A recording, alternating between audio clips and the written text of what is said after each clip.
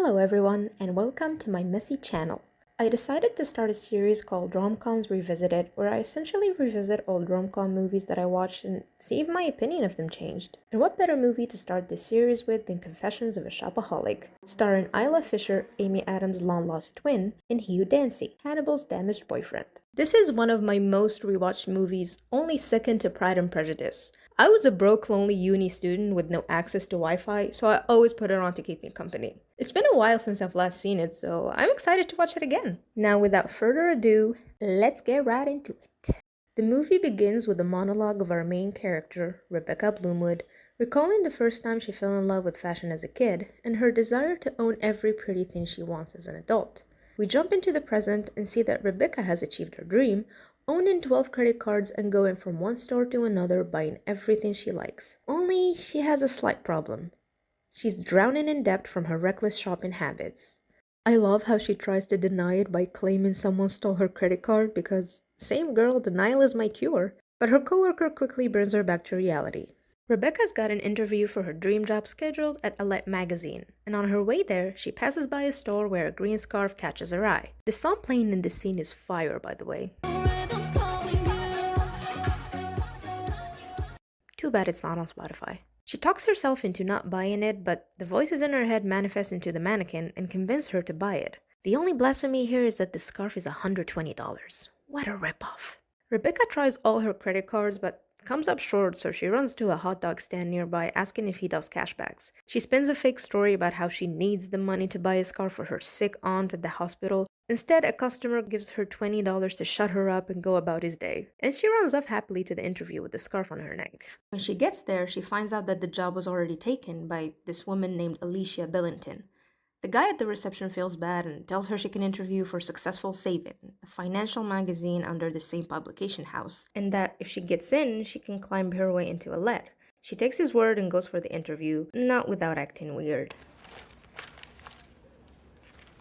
And surprise, surprise, the guy she met at the hot dog stand is her interviewer. Quick tangent, but I always find it funny how in every show, guys working in offices always turn their back to talk on the phone. I mean, I get it if you got a nice view, but there's not much going on outside that window. No, wait, there's a naked man poster. Never mind, I get it now. She frantically throws away the scarf, and when she sits down, he instantly recognizes her. They talk about the scarf. Sick aunt? Scarf? Yep. So much. Did you get it to her? I did, and when a stranger is kind like that, it's just, wow. It's lovely. Her bag won't open, so she starts telling him about herself, lying that she knows how to speak Finnish, which is an oddly specific lie. The interview is a big mess, but it reaches a point of no return when the secretary gives her her scarf back. Now she's caught in her web of lies and leaves the interview with a bump in her head. Appreciate it. When she gets back to work, she finds out that her company is shutting down. Her friend Suze tries to console her, but that doesn't do much, especially when the debt collector calls on the phone. Suze answers him and lies that Rebecca is in Finland. And we finally get an explanation why she uses Finland for all of her excuses. Why do so many of your excuses involve Finland? Because no one checks up on Finland, Tarky. We find out after this whole ordeal that Rebecca is freeloading at Sue's place. With the help of Tequila, they go through her bills to calculate all the credit she amassed, and it totals to $16,162.70. I've spent a good 30 minutes trying to decipher this number. She either meant $16,262.70 or $17,262.70. But I don't know, I suck at math. Suze then suggests she writes a piece to Aled, and it turns out to be pretty decent. Feeling inspired, she writes a hateful letter to the interviewer. While shopping with her parents at a flea market, she gets a call from the interviewer, and I swear this is the first time we learn his name. Luke tells her he got a letter, very impressed with what she wrote, and is willing to hire her. And that's when she realizes she mixed up the letters. She runs to Alette magazine, hiding behind a rack of clothes, and tries to snatch the hate letter away. I'm surprised the receptionist didn't catch Rebecca's poor attempts, but the whole scene is exaggerated that it's cartoonishly hilarious. She gets the letter back and heads to Successful Saving. They talk about what work she'll do and respectfully saves her some future embarrassment. You still have the label on your new glasses. What? Oh. Suze points out the irony of Rebecca landing a job about saving money, and while perusing the books, she finds one she thinks will help her friend. Rebecca goes through the motions of decluttering her life and not listening to her urges, but it only semi-works. At work, Luke points out that she plagiarized her whole paper and gives her a second chance to redo it, though he realizes immediately she lacks experience on the subject. Did you just type good angles on APRs into Google? So he takes her to a seminar. He tells her to raise her hand and he feeds her hard-hitting questions. She delivers them, albeit reluctantly, and when he gets the desired outcome, we get this scene. Long pause, no answer. Long pause, no answer. I don't know why, but I just find this scene really cute. Like, look at the way he looks at her there. He tells her afterwards that what he wants her to write is the truth in a way normal people can understand. Feeling on top of the world, she walks home to work on her article, but old habits die hard and she is lured into a special designer sales. She tries to curb her desires, but a pair of boots catch her eyes and she quickly turns into a rabid monster, fighting for her life to get them. They're not even that cute if we're being honest. She arrives home riddled with guilt and it inspires her to write her article. Luke approves of it and it gets published under the pseudonym The Girl in the Green Scarf. Her piece instantly becomes a hit, but the celebrations are cut short when the office gets calls from the debt collector. His name is Derek Smith, by the way, in case I didn't mention it. She tells the assistant to hold it off, but there's only so much she can do. So Rebecca jumps onto the table to cut the line, and again, to no one's surprise, she lies. Exactly how long has this ex-boyfriend been stalking you? Ever since the relationship ended, he's been following me around pretending to be a debt collector. She goes to ask her parents for money, but they blew through all their savings for an RV. And you know what? Good for them. Luke and Rebecca go to a conference held in Miami. He introduces her around, and the second he leaves her side, she goes off the rail. Are you from the United North Bank? I run it. I was walking past your bank the other day. You have the most boring window displays in Boring? the world. But it's fine, because the guy apparently likes it. That columnist of yours said the most outrageous things. I would like to respectfully apologize for our outrageous entire yet company. brilliant things. Luke then introduces her to a guy from Finland because remember, he thinks our little liar is fluent in Finnish. So Rebecca does what she does best. Lie and make a fool of herself. But again, it's fine, because the guy likes it. We Scandinavians like her. A lot. I'm beginning to think these men are masochists because that's the only explanation. Derek Smith calls again, threatening her to pay back what she owes first thing tomorrow morning. Luke informs her afterward that they've been invited to a charity ball, so they go shopping for a suit, and he ends up being more knowledgeable about fashion than she thought. Turns out his mother is this famous socialite, but he wants nothing to do with her. They chat a bit about his past and share a moment.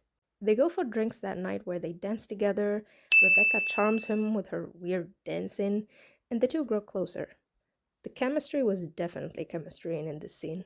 They're still in high spirits when they get back to the hotel, and Luke's about to say something before he's interrupted by Alicia. We find out that she and Luke had dinner plans together, and that she's got superpowers that enable her to speak without opening her mouth, apparently. Aren't you glad I convinced you to go with me? So they part for the night, Rebecca clearly feeling disappointed. The next day, when she's on her way back home, she finds Derek Smith on her front door. With the help of Suze, she sneaks through the back, and they go through her wardrobe for a dress to wear to the ball. They find one, and Suze says something about Luke loving her in that dress, and that instantly sours her mood. So Suze goes to find a purse to go with the dress, but when she opens the closet, clothes explode in her face. And that's when Suze realizes Rebecca did not throw any of her clothes away. She immediately books her for the shopaholics group meeting, but instead of doing some healing, Rebecca riles her fellow shopaholics and ditches them to go buy a bag, leaving their leader in distress. Everything goes wrong at the ball. Her jacket gets ripped out, she trips a woman, she gets mistaken for a waitress, and causes havoc.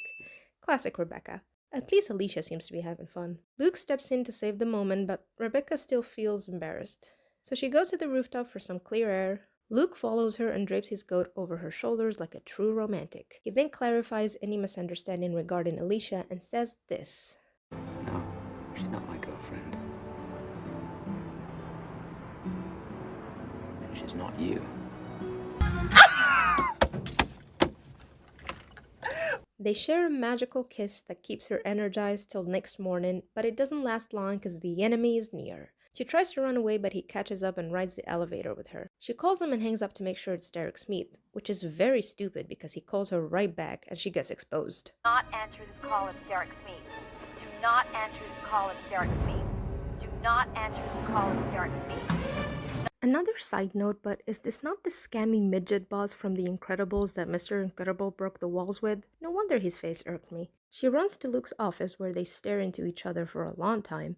Alet's editor comes in announcing that she will be dressing Rebecca for her TV debut. The secretary tells them that Derek is here, but she already called security, so all is good. Alet and Rebecca go shopping with Alicia in tow, but she pretty much gets ignored, so now she's pissed. She hears Rebecca's ringtone for Derek and answers her call, seemingly plotting something. At the bridal store, Sue shows Rebecca her bridesmaid dress, and she screams in either pain or joy, I can't tell. Suze notices the shopping bags and asks Rebecca if she's still going to that shopaholic group meeting. The next scene shows Rebecca going there, and she asks a fellow shopaholic to hide her shopping bags in her car. Well, turns out she's the new group leader, so Rebecca is pretty much screwed. She takes the group to a charity store and donates the dresses Rebecca brought with her. Once the meeting is done, Rebecca goes back to fetch her dresses, but they have a no-return policy. She decides to buy them, but she doesn't have enough money for both. She can only pick one. And guess which one she picks? Yeah, some friend she is. The interview goes smoothly at first, and Sue seems really happy for her friend. Another other side note, her boyfriend smiling at her excitement is so adorable. His screen time is minimal, but his presence in my heart is larger than life. Anyway, things pretty much go downhill when they start taking questions from the audience, and Derek Smith turns out to be there. He pretty much exposes her crippling debt to everyone and how she's been evading paying it back. Luke tells everyone that he's lying because Derek is her ex-boyfriend, and their reactions are hilarious. He is her ex-boyfriend. Really? No wonder she didn't bring him home. He goes off, listing every excuse she used to humiliate her, and the more he talks, the more Luke grows displeased. He storms off, angry that he's been lied to for so long, and demands she tells him the truth. She confesses that she has a shopping problem and that she only took this job to get to Alette. He wishes her good luck and walks away. She walks back home crying and is relieved to find Suze waiting for her. But then a woman passes by wearing Rebecca's bridesmaid dress, and Suze is hurt. She gives her time to explain herself, but she comes up with nothing. Not gonna lie, this friendship breakup was crushing to watch. Fortunately, she still has her parents, and they come pick her up. Her dad consoles her and gives her the best motivational speech I've heard in a while. If the American economy can be billions in debt and still survive, so can you. He offers to sell the RV to help her, but she adamantly refuses. Alette visits Rebecca in her parents' home and offers her a job at the magazine. Rebecca is elated, and in their celebratory frenzy, Rebecca's mom offers Alette cake, and that's when we get one of my favorite scenes in cinema. Oh, vraiment tiny. Oh, no, tiny.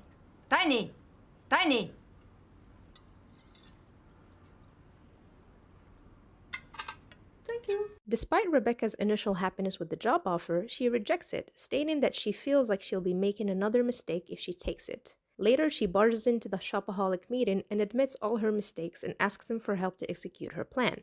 Her plan ends up being a sale of all the items she owns, and the notice gets sent to everyone in the Dante West publication. The sale goes pretty well with everyone doing their job, and we get some really funny throwaway lines. What about your mother? What would she like? Sobriety.